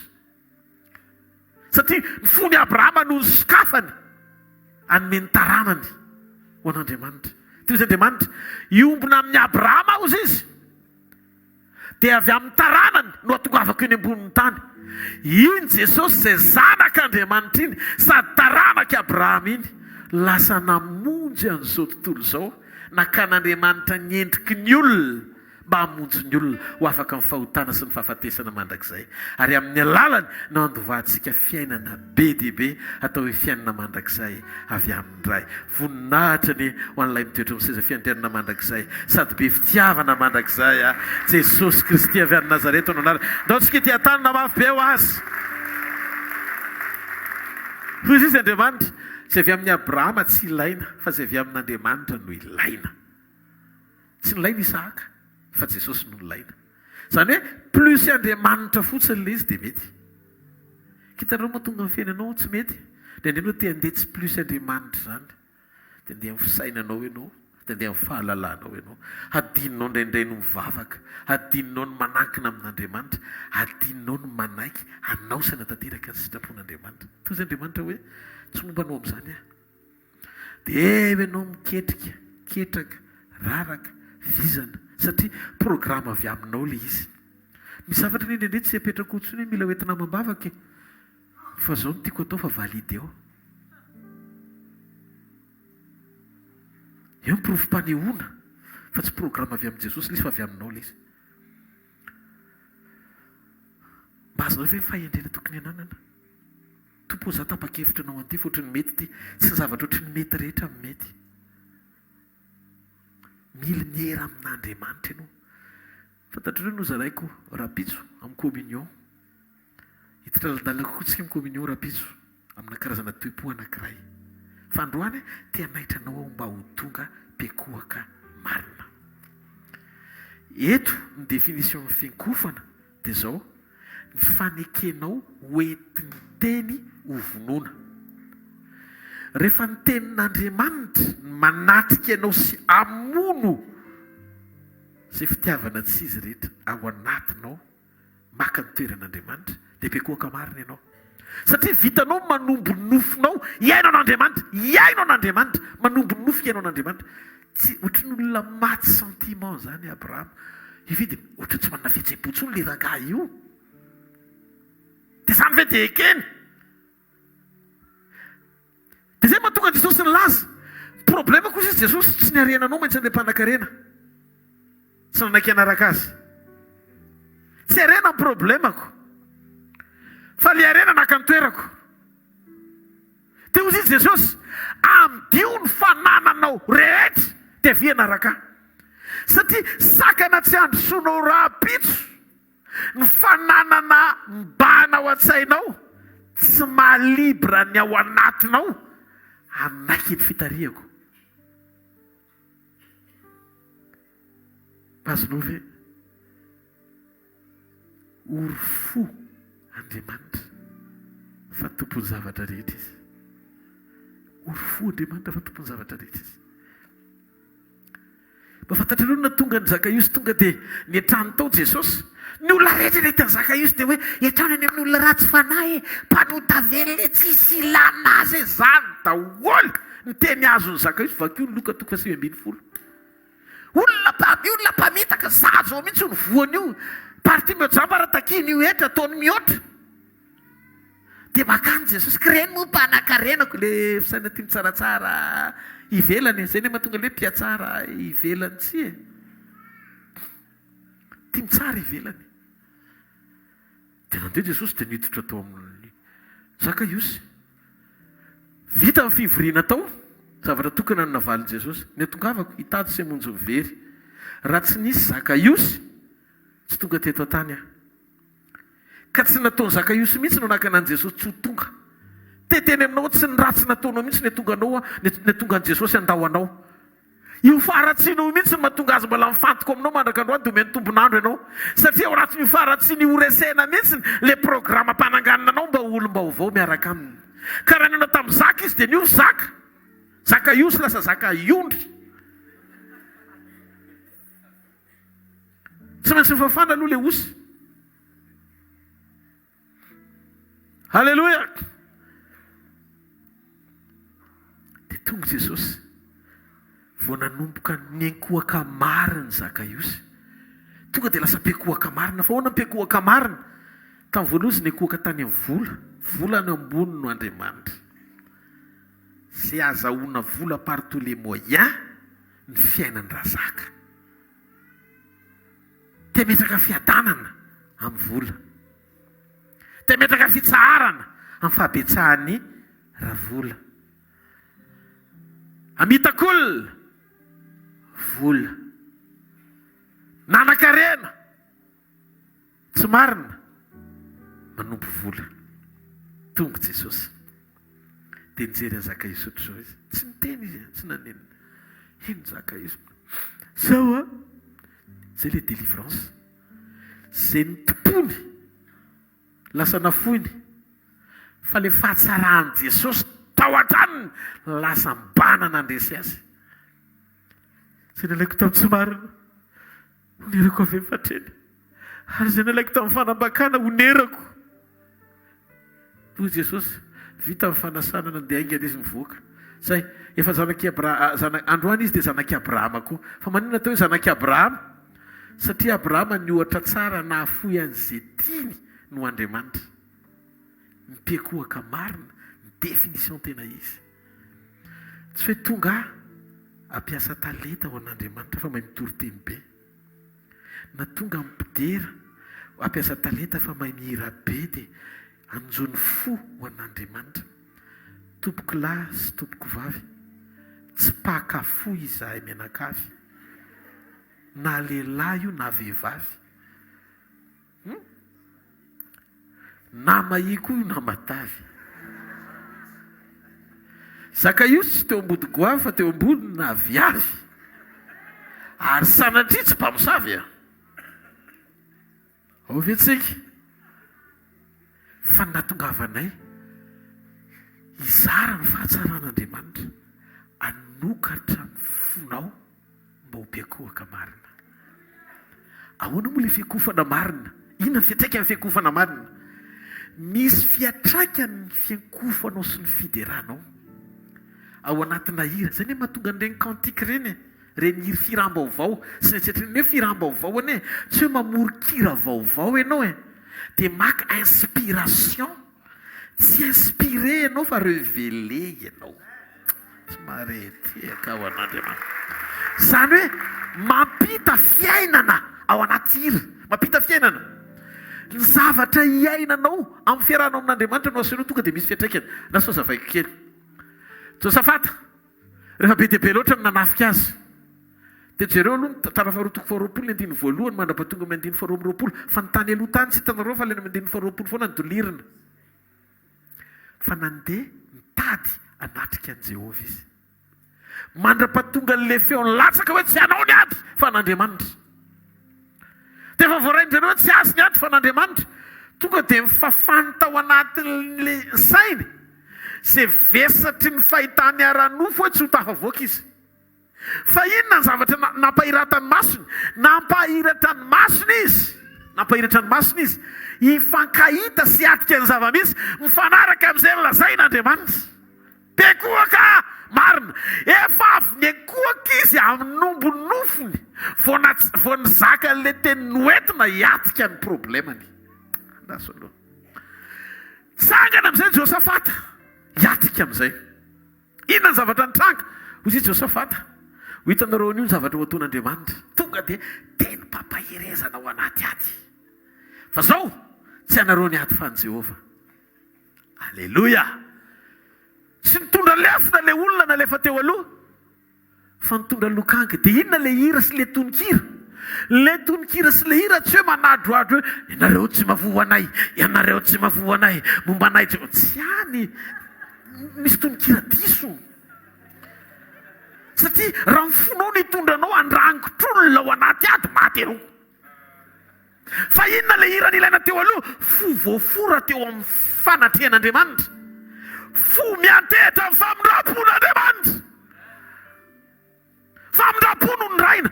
Ndao tsika hideran'i Jehova fa mandrakizay famindrapony. Fa iza moa tsika nitendreny tao anatin'ny maro. Na vitsy anify aza nefa vitsy anisy aza nefa nombany tanany sy ny heriny. Fa nanomboka ny oraka ireo niderany tsara amin'ny famindrapon'Andriamanitra. Niaraka tamin'izay nidina ny tanan'Andriamanitra. Nikororoka ny fahavalony. Izy sy amizy ihany no famely. Fa ry zareo tao anaty fety nandihy tsara. Halleluia. Ka le tsy akory tianao resy ho fahavalo. Ty dity di profetika. Tsy di profetika le izy.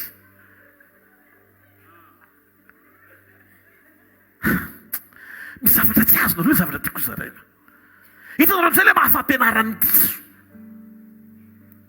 Tsy di profetika le izy fa conviction fandresen-dahatra lalina teo amin'ny fanatrehan'Andriamanitra nampahereziny teny hoe rehefa miatika sarotra ianao dia zao inona ny teny sy direktiva nomen'Andriamanitra anao. Rehefa ny ten'Andriamanitra hoe hiady ny adinao aza mizesta hoe hitako anareo masaka anakay izany. Kitikiteo ma zaho niany. Na tsy nafatana za fa mifady any 40 jours. Ka na mikitika anakay maty ianao. Non. Zay ny andrasana ny olona voafora avy ny tamin'Andriamanitra. Mitoetry eo mitoepo resin'Andriamanitra ary maneho faneho-mpiankinana aminy. Midera ny famindrapony saotra noho ny fitiavana. Zay le endriky ny fanetretena miatrika ady. Tsy any ady fa anao Andriamanitra. Dia amin'izay fotoan'izay ianao afaka mijoro sy miteny hoe na dia tsy hitany masoko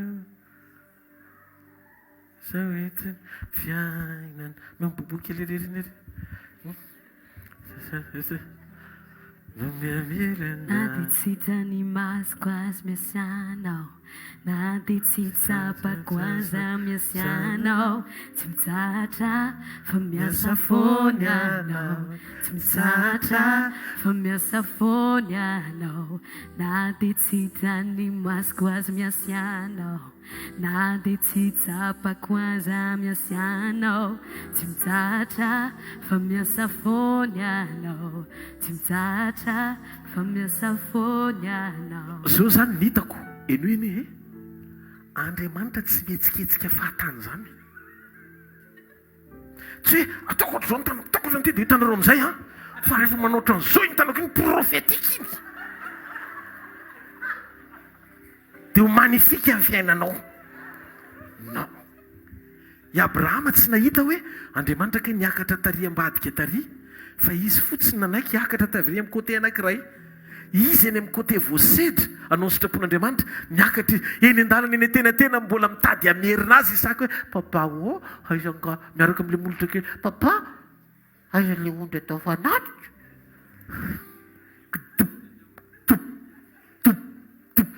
Jehova mahita anaka. Fa zao tsika tsy maintsy mandroso. tsy mandroso.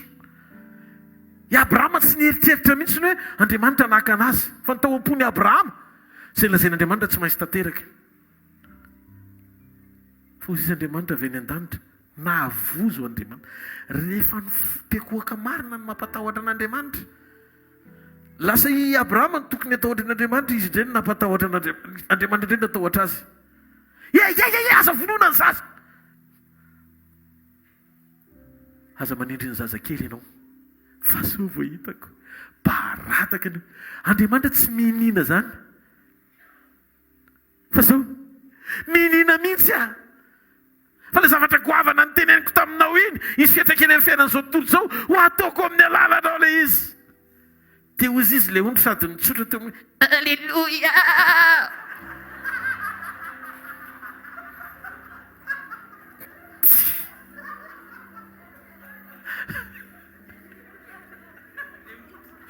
Le ondry natao fanaty sy ny teny Alleluia. Totika iza manao Alleluia ory izy zany.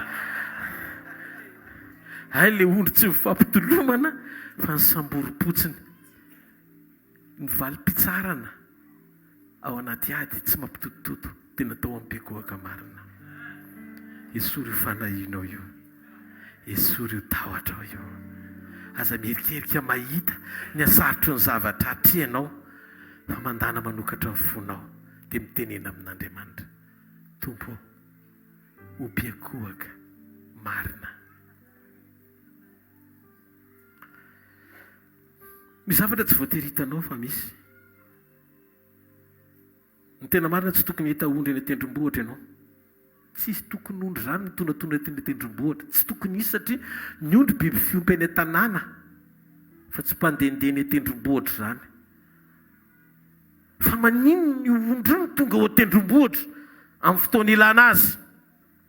Midika fa rehefa tonga Mpiankohoka marina isika dia ataon'Andriamanitra mifankahita amin'ny vokatra tsy mahazatra. Vokatra tsy mahazatra. Raha vao mety io fonao io, aza mboamboarina ivelany zany ohatran'ny hoe mody mety. Aza atao kory misy olona mahita hoe tena zay ny any anatinao. Avelao Andriamanitra fantatra ny anatinao ianao tena Mpiankohoka marina. Tian'Andriamanitra. Atao vitan'Andriamanitra hoe tena zay ny marina ao. Fa za mitsotra aminao, tsy horombokatra zany ianao. Ary anivaka Andriamanitra le vokatra tsy mahazatra ireny ho ataotaony eo amin'ny fiainanareo menakavy tsy aja. Zany no mahatonga antsika tsy hoe etsehako Andriamanitra, etsehana amin'inona. Tomoko tapana izy mba handoherana. Fanambaninan'Andriamanitra zany. Hoe tsy faly mihitsy izy. Raha tsy hanaovanao ohatran'izao aloha dia izay vao manao an'izao. Prinsipy io. Andriamanitra tsy manaraka amin'ny prinsipy anao. Fa izy manana ny prinsipany. Ny fonao ny tadiaviny. Andriamanitra ny tsy oron-javatra rehetra fa fonao ny tadiaviny. Ianao zany rehefa mahatsapa hoe ten'Andriamanitra ianao, ohatran'ny mahatsara akory ianao, ohatran'ny tsy nanao ninninona na manao zavatra ngeza azy. Tsy hitanao akory ilay izy.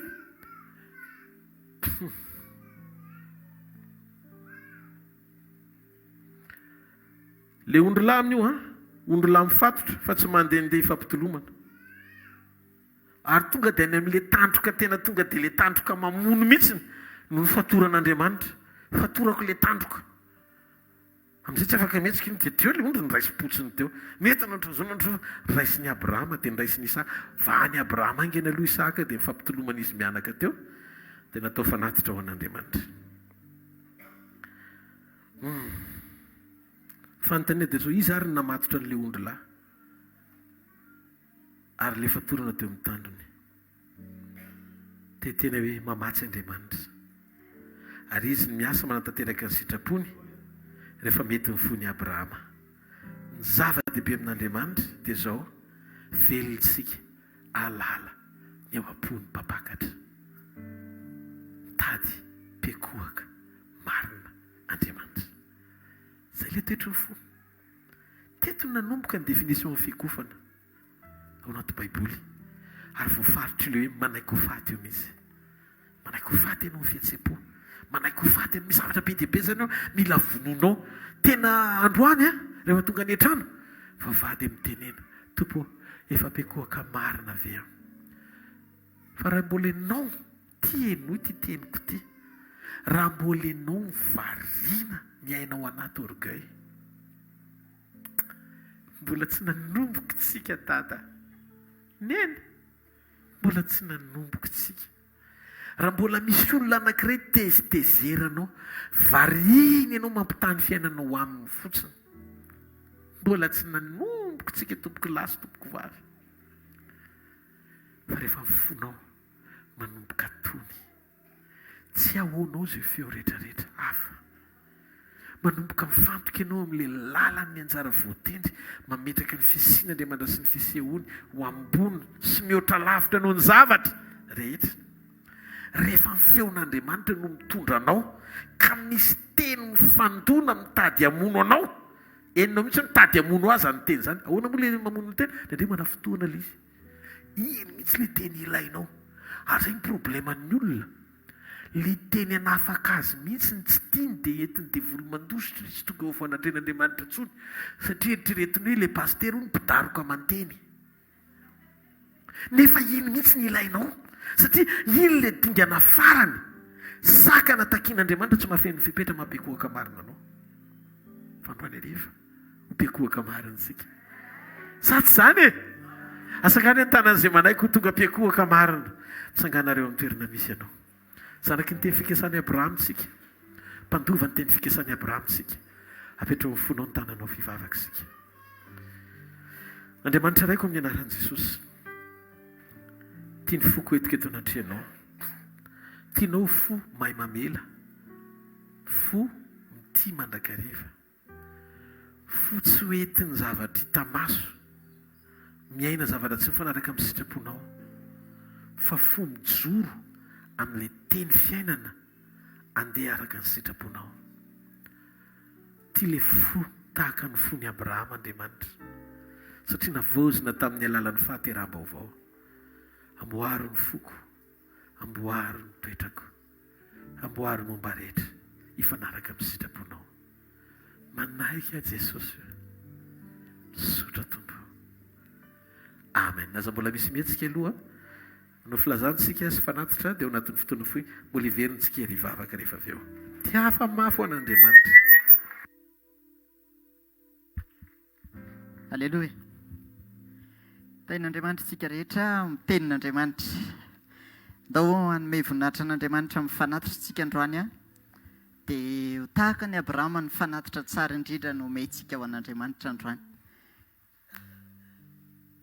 arotsay ao anatin'iny boxa iny a na fahafolo-karena na sakrifisy na zay fanatitra hoentinao a ho an'Andriamanitra androany tain'izay Jesosy tsika rehetra programmatsika rapitso maraina dia amin'ny fito ora ny fotoanantsika eto amin'ity toerana ity a miaraka amin'ny tompo a mifiraisana latabatra amindray eto amin'izao toerana izao a amin'ny fito ny fotoanantsika eto rapitso maraina ny amin'ny herinandro rehetra iny a dia tahaka ny fotoana efa mahazatra antsika ny fotoanan'ny sekoly a etsy amin'ny super U ao amin'ny rihana faharoa latsinainy ny talata larobia isaky ny amin'ny fito ora maraina ny fotoanantsika ao dia ireo fotoan'ireo a ifandraisantsika amin'Andriamanitra ao amin'ny teny a andraisantsika ihany koa ary tsy mety tapitra ny fianarana fa dia mahatsiaro voalazan'ny Paoly apôstôly hoe mbola sombiny ihany ny fahalalantsika fa rahatr'izay tsika vao tena manana ny tena tanteraka dia latsinaintsika miaraka amin'ny tompo amin'ny sekoliny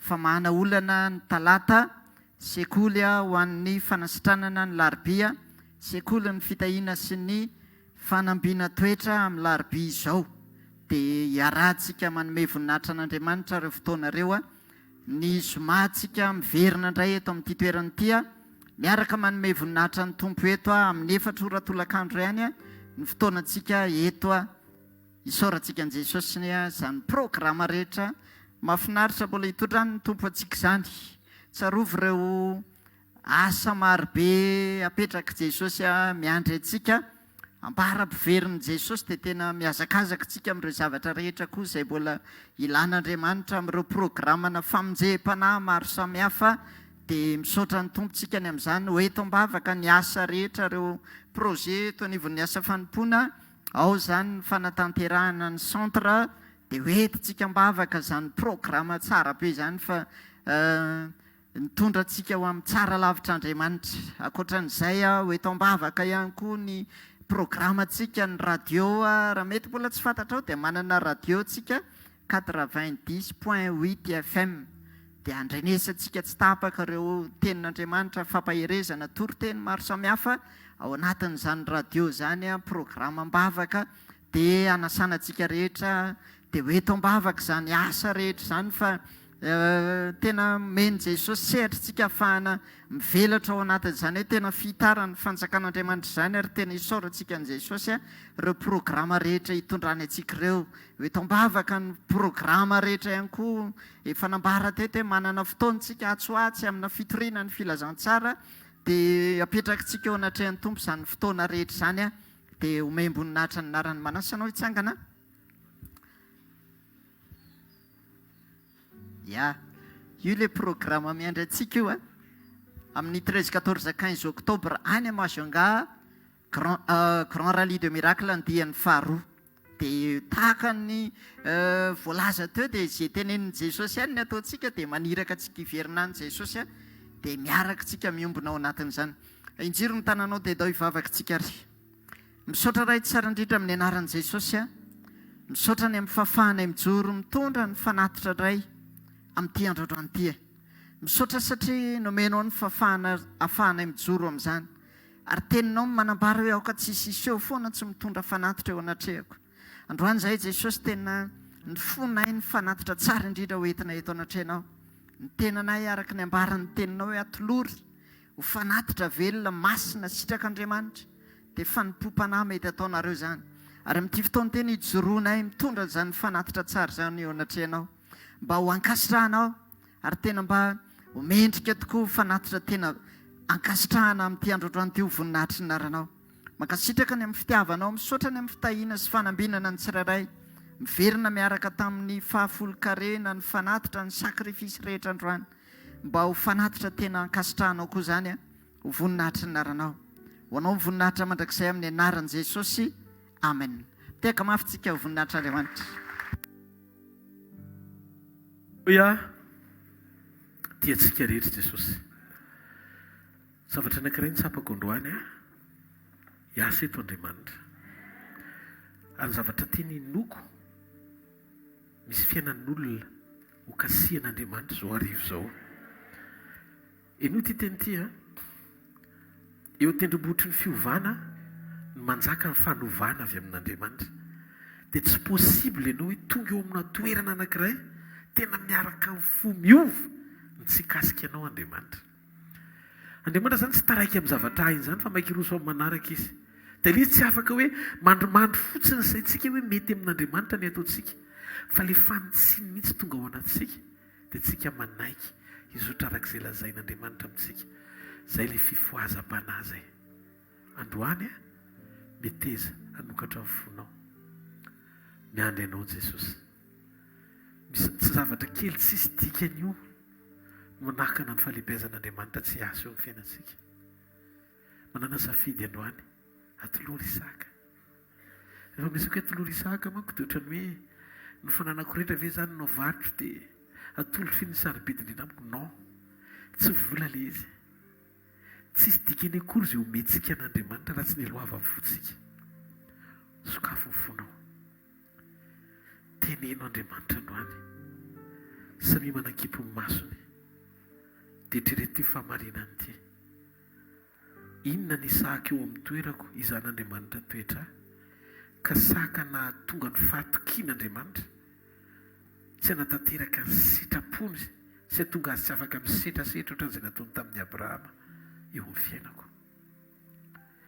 Fandroany eo anatin'izao vavaka izao dia hanome jery tamerina sy tadidy antsika ny fanamasina. Mety ho toetra le izy.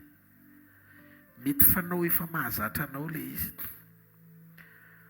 Ohatra manampy anao amin'ny fieritreretana ako. Indray anao mora mandray zavatra amin'ny fieritreretana maloto. Nefa tsy voatery ho marina fa efa izay no nanazaranao ny sainao. Dia mety izay le Isaka tian'Andriamanitra ho atolotra. Mba tsy tonga dia haingana mandray zavatra amin'ilay fomba fijery maloto ianao amin'izay betsika ty satana atao aminona ny finoanao ho eto anatren'andriamanitra zany androany. Inona le izy? Fankalana. Mora mialina ianao, mora mitsara ianao, mora mifosafosa. Ina le zavatra tianao fanaonao reny dia mampahazo ainanao nefa tsy sitrapon'Andriamanitra. Amin'ity takarivo ity atolory izaka zay fahazarana rehetra. Mety hoe olona indray le izy fa tianao, mety hoe asanao le izy, mety hoe tsy haiko hoe inona le izy fa tena apetraka ao eo ambony no nitoeran'Andriamanitra. Zany hoe ampandeferinao Andriamanitra noho izay zavatra izay. Fa zao tsy afaka hitondranao eo an-tendrombohitra Andriamanitra raha tsy tanteraka ny fanekenao hijoro ho zanany ohatran' Isaka. Androany maneke ho faty eo amin'ny nofo. Teneny Jesosy androany. Ty le izy Jesosy mangataka anao fanamasina. Sokafony saina sy ny fony tsirairay avy atsapany Isaka ny rehetra androany. Dia ho ataony hoe alitara sy tendrombohitra ty toerany ity. Anoloranay ny ao anatinay ray manontolo. Sy zavatra rehetra mbola tianay ka maka ny toeranao. Dia ho ataony fanatitra ny takarivo ity. Raisy Jesosy io. Raisy fatolotra eo fanatitra ho anao zany. Zay tsirairay avy dia mahafantatra an'izany. Zay toetra fanao mahazatra. Tsy ataony hoe toy ny anganongano zany fa matotonga izany teny zany, tenao zavatra ngeza be ho fiainanay ianao. Fa amin'ity takarivo ity izay nanapa-kevitra ny andiaraka izany teninao zany. Mandany ianao androany fa raha manaiky ianao anolotra ny Isaka. Andriamanitra efa mijoro ho amin'ny banga hanatanteraka ny hiasan'ilay ondry natolotr'Andriamanitra amin'ny tsorana anao. Mandehana amin'ny anaran'i Jesosy fa voavelany eroko. Mahita an'Andriamanitra inina amin'ny tenany androany fa sady hiaro anao izy no hijoro ahatanteraka ireo teny fikasany rehetra ho anao hatramin'ny farany. Nataiza toerana nahalavonao, ninninona lalina rehetra naleanao toy ny sarotra tsy efa izany. Tia ny takarivo hijoron'Andriamanitra hamaly anao Andriamanitra. Tsofoko rano ianao vidy ty fivoriana ity, mandana mody miaraka amin'ny vavolombelona. Mitsikitsikia ao anatin'ny fonao fa efa miasa amin'ny fiainanao Andriamanitra. Averiko mitsikitsikia ao anatin'ny fonao fa efa miasa amin'ny fiainanao Andriamanitra. Olona libre ianao miala eto ary Mpiankohoka marina ianao. Andriamanitra mihitsy mahita ny ao am-ponao ary ozy izy Andriamanitra hoe tsy maintsy afahako ianao, tsy maintsy sitraniko ianao, tsy maintsy sitraniko ny ratranao rehetra ary ampijoranao lehilahy sy vehivavy maheriko amin'izay. Mandehana fahitanao Andriamanitra, mandana fa hiasa ho fiainanao Andriamanitra, mandana fa pahery ianao Andriamanitra. Tsy ho raraka mandrakizay zany ianao. Ny voninahitr'Andriamanitra iseho ho fiainanao. Raha marary ianao tonga eto, sitrana amin'ny anaran'i Jesosy. Aoka ianao sitrana amin'izao fotoana izao. Apetrao amin'ny faritra marary ny tananao. Apetrao amin'ny faritra marary ny tananao. Tononoko amin'izao fotoana izao Andriamanitra. Anao opération eo anatinao izy. Ny tanan'Andriamanitra hitsotra anaisitra an'izay tsy namboleny rehetra ao anatinao. Raiso amin'ny anaran'i Jesosy. Tsy fantatra inona ny anaran'ilay aretina fa amin'izao fotoana izao manjavona zany aretina zany, miala zany aretina zany, tsy manan-kely, tsy manam-pahefana zany aretina zany. Afaka ianao amin'ny anaran'i Jesosy. Aoka hiaisitra izay manelingelina rehetra ny any anatinao any sy ny tova rehetra ho fiainanao. Na maso, na sofina, na orona, na atidoha, na tanana, na tongotra, na tsinay, na taolana, na sarakaty, na aty, na vavony, na rà, na tsinay. Tsy fantatro mety hémorroïde le izy, mety ho fiery tsy mety maina le izy, mety ho fanaintaina tsy afaka mihitsy le izy amatonany. Ty takarivo ity mandana mody fa ho afan'Andriamanitra ianao. Mandremy vavolombelonao, manaova ianao fanekena amin'Andriamanitra fa hijoro vavolombelona mba ho famantarana ho an'ny hafa. Fa androany hariva Andriamanitra manafaka sy manasitrana anao. Mandana mody miaraka amin'ny vavolombelona. Mitsikianao dia jereo ny masonao akaikinao dia teneny hoe vita. Miasa Andriamanitra. Mety ny zavatra rehetra. Raha ianao izay olo izay dia tiaka ianao ity tanana mafy be ao an'Andriamanitra. raha sy nysodrano izay tononoko amin'ny anaran'i jesosy hitanareo ny jehovah ka hiaro anareo ampamirapiratra ny tavany aminareo ny jehovah ka mindra fo aminareo anandratra ny tavany aminareo ny jehovah ka menareo fiadanana mandehana amin'ny anaran'i jesosy fa mety ny zavatra rehetra raha mino an'izany ianao dia aza vela izy visatra tsony eo anatinao efa niraisiny jesosy ny adinao ary izy efa nampandresy ianao ndao tsika izara fahasoavana amin'ny fotsika manontolo fa fahasoavan'andriamanitra ny mato izao fa fahasoavan'andriamanitra ny mato izao anareo amen aza dino fotoana tsika rapitso maraina amin'ny fito tena fotoana spesial izara tsy ambara telo anankiray amintsika indray mikasika momba ny communion raha pitso raiso mitoeranao ho tahian'andriamanitra ianao amen